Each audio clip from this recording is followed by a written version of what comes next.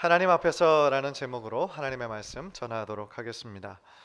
만약에 우리 중 누군가 새로운 직장에 들어갔다면 그 직장에서 가장 먼저 해야 되는 일 중에 하나가 누가 나의 보스인가, 그리고 누가 나의 코워커인가, 그것을 아마 파악하는 일일 것입니다. 아무리 자신의 일을 무엇인지 알고 또 잘한다고 할지라도 자신이 누구의 말을 듣고 누구의 오더에 따라서 해야 하는지 그거를 잘 모른다면 아마 그 직장에서 성공적으로 적응하기가 참 쉽지 않을 것입니다. 그런 면에서 이 세상에서 거의 진리처럼 받아들여지는 말 중에 하나가 줄을 잘 서야 된다라는 말입니다. 줄을 잘 서야 된다. 그래서 그렇게 얘기하면서 자기 나름대로의 어떤 생존 전략, 그리고 노하우, 인생의 처세술을 얘기하는 사람들이 많이 있습니다. 사실 틀린 말이 아니죠. 왜냐하면은 줄을 잘 서야 된다라는 그 원리가 지금도 이 사회의 모든 각계 곳곳에서 실제로 유효하고 지금도 강력하게 영향력을 미치고 있기 때문입니다. 그런데 세상의 주류와 어떻게 보면 대세를 잡고 있는 당시의 권력층 앞에서 그들에게 정면으로 반박하고 공격한 그러한 사람들이 있습니다. 그것도 자신이 말 한 번 잘못하면 평생을 감옥에서 썩어야 될지도 모르는 그러한 사람들, 권력자들 앞에서 아니다 라고 대답한 담대한 사람이 있었다라는 거죠. 오늘 본문의 베드로와 요한입니다.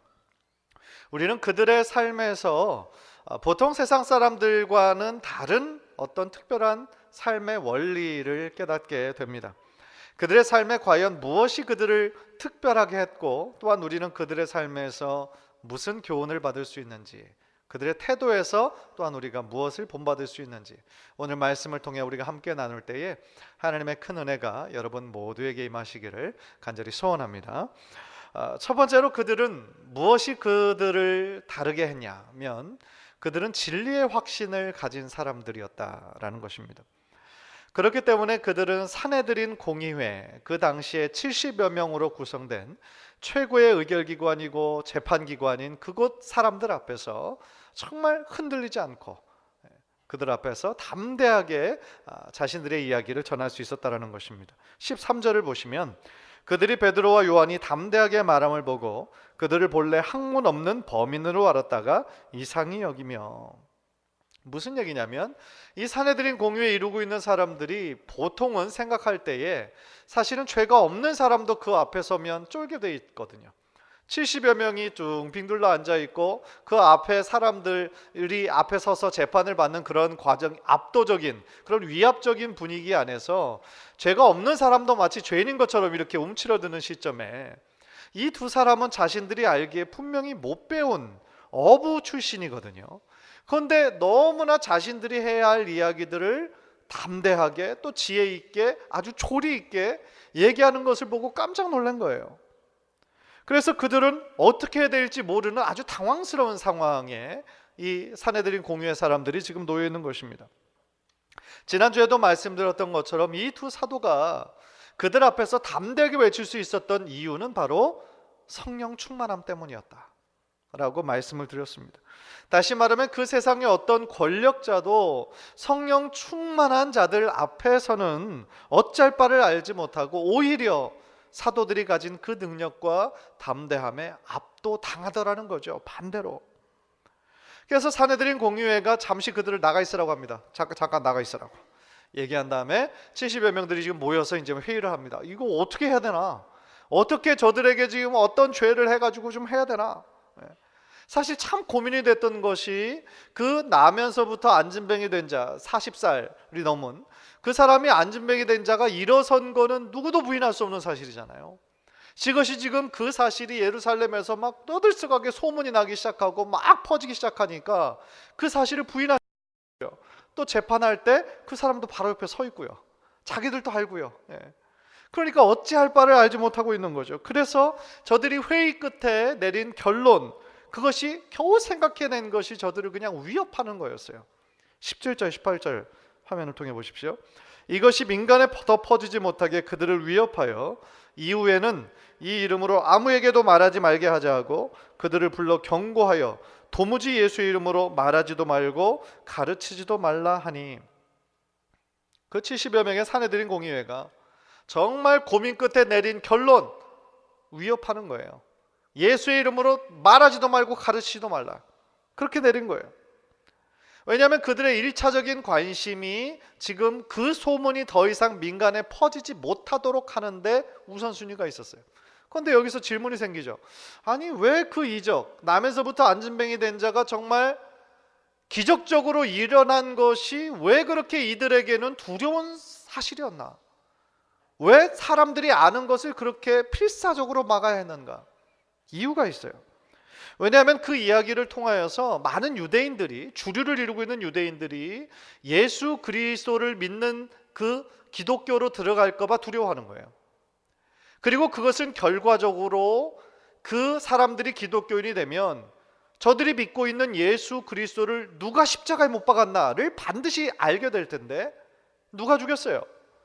결국 그 당시에 기득권층인 이 산헤드린 공회를 이루고 있는 그 종교 지도자들이 죽인 거잖아요.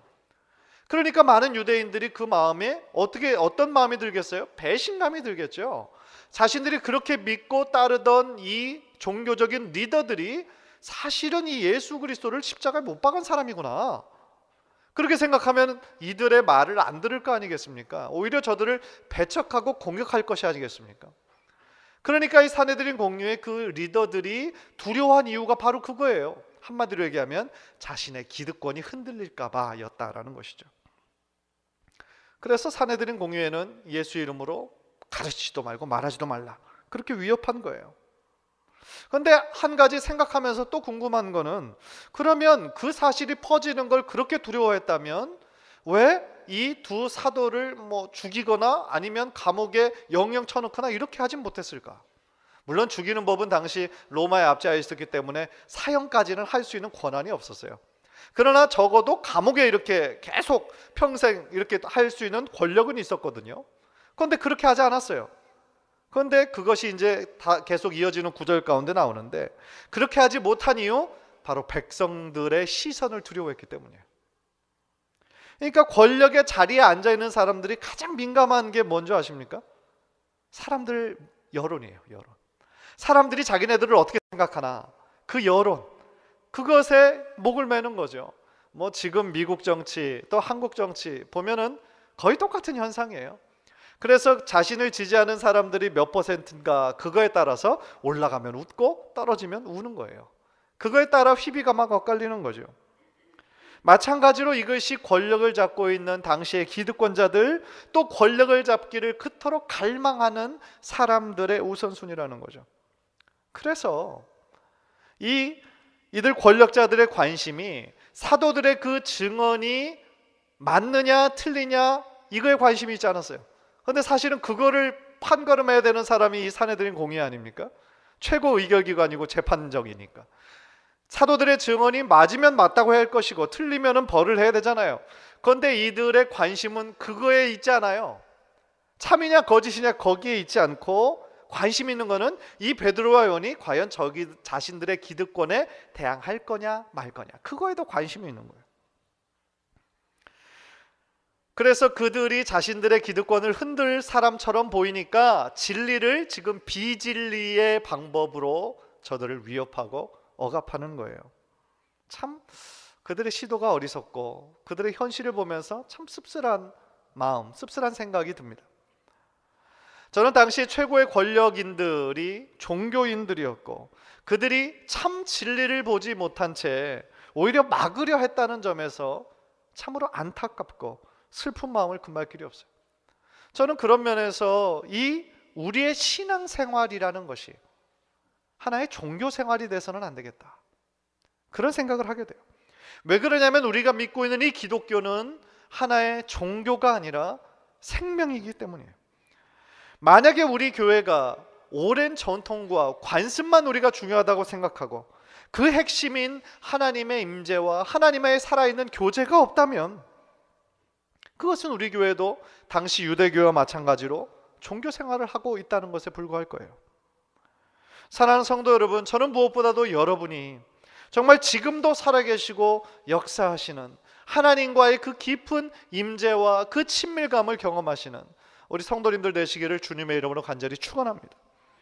경건의 겉모양은 있지만 겉과 속이 달라 예수님께 책망받던 바리새인들의 그런 삶이 아니라 우리들의 참된 삶이, 경건의 능력이 나타나는 그러한 삶을 사시는 저와 여러분 되시기를 간절히 소원합니다. 또 하나 오늘 본문을 통해서 우리들의 삶 가운데 질문하고 적용해야 될 것은 뭐냐면, 나는 정말 오늘 본문의 베드로와 요한처럼 진리에 확신이 있느냐 하는 거예요. 여러분에게 스스로 질문해 보세요. 나는 정말 예수 그리스도가 진리라는 것을 확신하고 있는가? 만약에 사도들이요, 자신들이 믿고 있는 예수 그리스도가 참된 구원자이시고 자기들이 오랫동안 기다리던 메시아다라는 강한 확신이 없었다면 이 사내들인 공회 앞에서 이렇게 담대하게 외칠 수가 없었을 거예요. 그러나 저들은 부활하신 예수 그리스도를 직접 만났어요. 체험했어요. 그리고 주님께서 약속하신 성령을 받고 그 성령의 충만한 가운데 있었어요. 그래서 예수가 진리이신 것을 저들이 지식적으로만 안 것이 아니라 저들의 삶으로 체험하고 있었기 때문에, 예수가 참 진리임을 알고 있었기 때문에 그것을 증언하지 않고는 견딜 수 없는 그런 마음이었다라는 것이죠. 요한복음 16장 13절 우리 다 함께 화면을 통해서 함께 읽겠습니다. 시작. 그러나 진리의 성령이 오시면 그가 너희를 모든 진리 가운데로 인도하시리니. 진리의 성령이 오시면, 성령의 성품이 바로 진리의 영이시라는 거예요.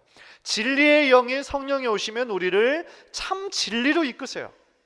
그렇다면 참 진리가 누구일까요? 바로 요한복음 14장 6절 우리가 외운 것에 답이 나오죠. 요한복음 14장 6절 시작. 예수께서 이르시되 내가 곧 길이요 진리요 생명이니. 아멘. 그러니까 이 구절에서 분명히 지금 예수 그리스도가 참 길이고 진리고 생명이다. 그런데 방금 진리의 영이신 성령님이 참 진리로 이끄신다 그랬어요. 그러면 성령님과 가까이 하면 가까이 할수록 우리는 지금 누구를 알게 될까요? 예수 그리스도를 깊게 알게 돼요. 그리고 예수 그리스도를 더욱더 사랑하고 예수 그리스도를 더욱더 의지하게 돼요. 성령 충만한 것이 예수 그리스도와 가까워지는 것과 전혀 관계가 없는 것이 아니라 바로 성령 충만한 삶, 성령님과 동행하는 삶을 살면 살수록 내 안에 예수 그리스도의 진리로 충만해진다는 것이죠. 따라서 우리가 그런 예수님과의 친밀한 신앙생활을 하게 될 때에 오직 예수 그리스도 외에는, 예수 그리스도의 이름 외에는 그 어떤 이름도 구원을 얻을 만한 이름이 없다는 확신에 이르게 된다는 거죠. 그게 우리가 지난주 배웠던 사도행전 4장 12절입니다. 우리 화면을 통해서 또 함께 읽죠. 시작. 다른 이로서는 구원을 받을 수 없나니 천하 사람 중에 구원을 받을 만한 다른 이름을 우리에게 주신 일이 없음이라 하였더라. 아멘. 참 진리, 참 길, 오직 예수 그리스도밖에 없음을 믿으시기를 바랍니다. 사랑하는 성도 여러분, 정말 우리가 간절히 바라기는 우리가 믿는 이 예수를 우리들의 마음 가운데 늘 확신하는 삶을 사셔서 이 세상의 눈치를 보고 이 세상의 주류를 따라가기에 바쁜 우리들의 삶이 아니라 어떤 상황 속에서도 예수의 그 진리를 견고하게 붙잡는, 흔들림이 없는 우리 귀한 성도님들의 삶이 되시기를 주님의 이름으로 간절히 축원합니다. 두 번째로 베드로와 요한은 어떤 차별성을 가지고 있었느냐? 바로 자신의 삶의 선명한 기준을 가지고 있었어요.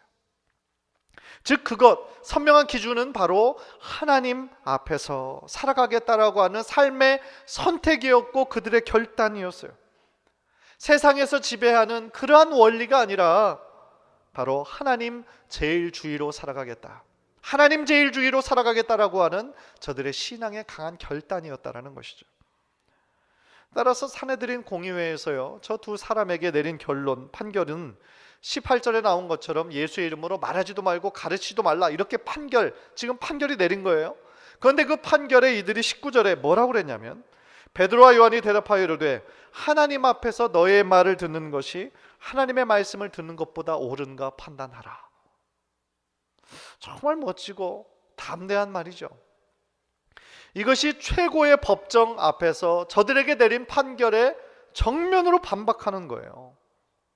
참 이게 가능했을까요? 아마도 지금 오늘날 대법원 앞에서 대법관이 지금 판결을 내렸는데 나는 당신의 의견에 동의할 수 없어, 막 이렇게 외신당한다면 어떤 일이 벌어질까요? 아마 저 사람 끌어내라, 뭐 종교적 광신자든 뭐 전신병자든 아마 그렇게 취급을 당할 거예요. 그러나 베드로와 요한은 전혀 뭐 다른 사람들의 의견, 생각 그런 것에 거리낌하지 않고 이렇게 담대하게 외쳤던 거예요. 어떻게 그럴 수가 있었을까? 우리가 방금 읽은 본문 가운데 하나님 앞에서 거기에 비밀이 숨겨져 있는 것이죠. 즉 자신이 어느 곳에 있든지 어느 상황 가운데 있든지 자신은 늘 지금 하나님 앞에 있다, 하나님의 임재 가운데 있다 라는 강한 확신이 있었기 때문에 이 판결 앞에서 담대할 수 있었다는 것이죠. 아마도 베드로와 요한 두 사도들은 이 예수님의 약속의 말씀을 기억했을 거라고 저는 생각해요.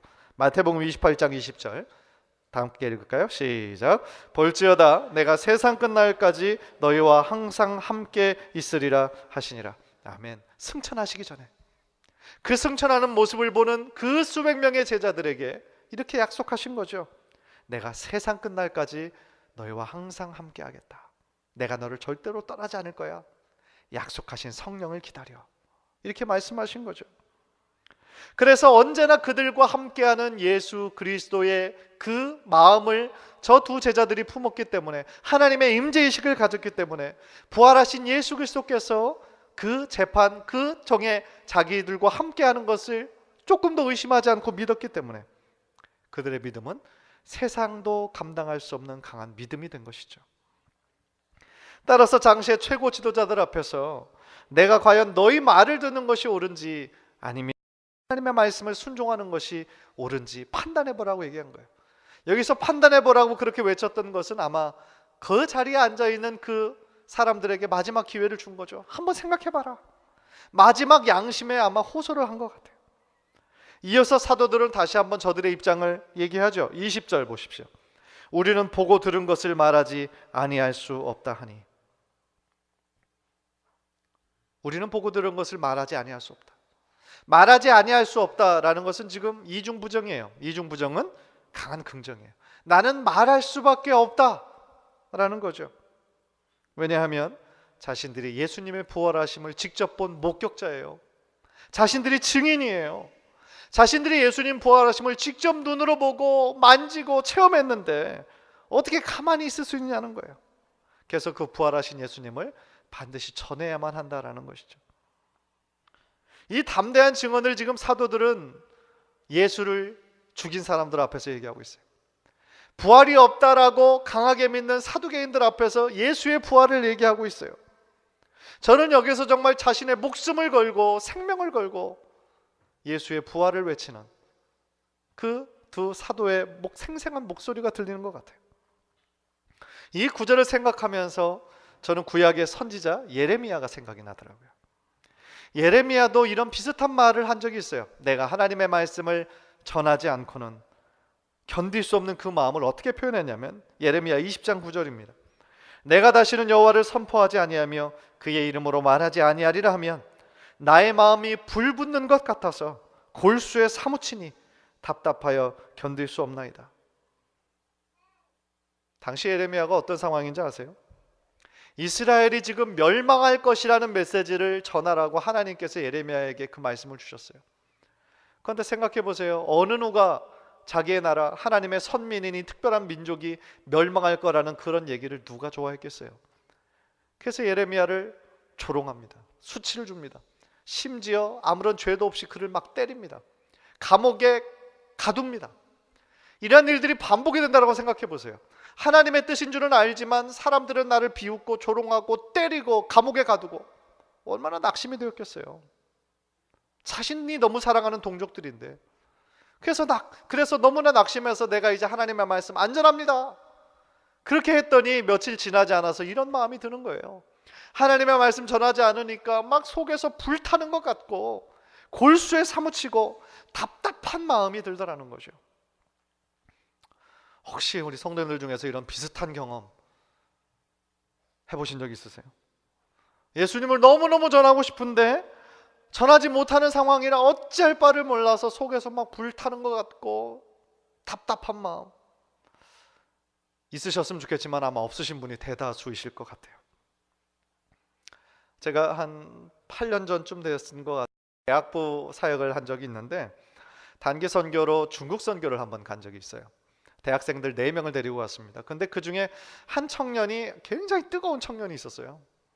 그래서 그 마음의 열정이 얼마나 뜨거운지. 그런데 당시에 그 중국의 상황은 지나가는 사람들 아무나 자꾸 복음을 전할 수 없는 상황이잖아요. 전할 수 없어요.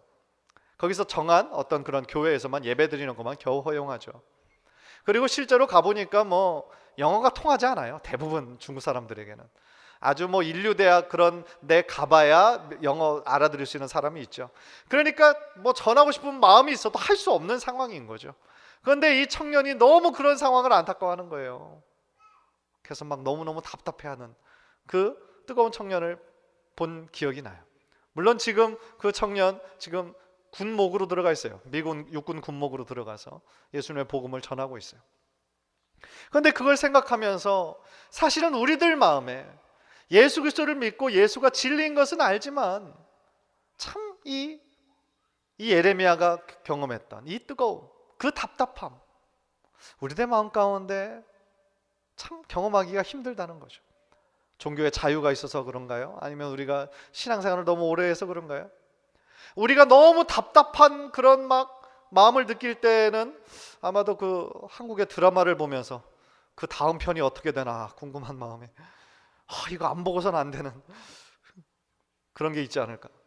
혹은 또 어떤 친구가 그냥 너만 알고 있어 라고 알려준 그 비밀을 마음에 지키기가 너무 힘들어가지고 다른 사람에게 얘기해야 되는데 너만 알고 있어. 그렇진 않겠죠.